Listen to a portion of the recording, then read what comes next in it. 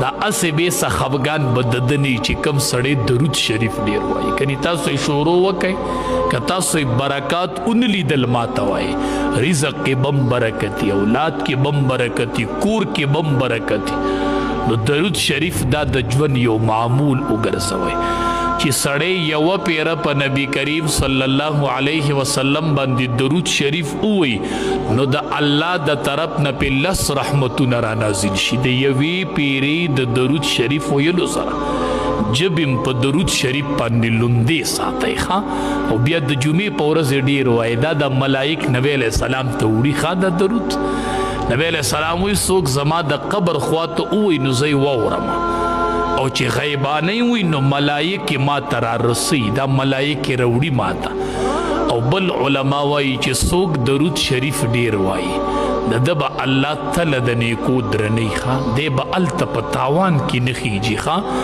بل نبی کریم صلی الله علیه وسلم فرمایي چې میدان محشر کې به ما ته د ټولو نه نږدې څوک وي، ما ته به خواته څوک وی چې د چا درود شریف سیوا راوخته هغه به ما سره نږدې. نبی علیه السلام فرمایي ښه لوی لوی اکابر دا وایي جبې په درود شریف لوندې ساتئ. بس دا د بچو د خپل ژوند یو معمول وګرځوئ چې درود شریف وایي، او بیا د جمعې په ورځ ډېر وایي ښه.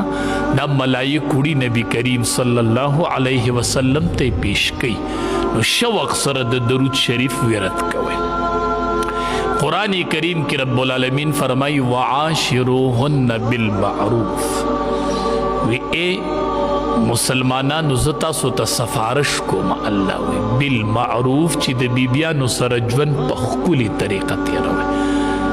نیکه بیبي او حلال بیبي دا د دنیا په نعمتونو کې د ټولو نه لوی نعمت دی، ځکه وی د دې سره ښکلی ژوند تېروئ.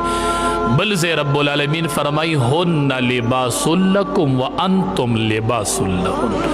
دا ستاسو جامه ده او تاسو د دې جامه یې ښه. ښځه په خاون پټي او خاون په ښځه پټي، دا ستاسو جامه ده. ډېره بهترینه نکته ده پکې.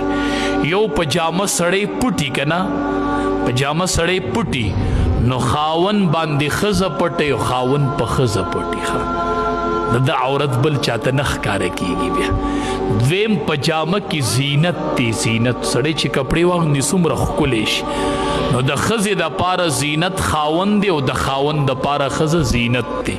د ښځې چې خاوند دی د دې زینت نشته ښه، د دې لباس نشته ښه. او داسې دا خاوند چې بې ښځه ګرځي که نه د ده زینت نشته، د ده لباس نشته، د ده ښایست نشته دی.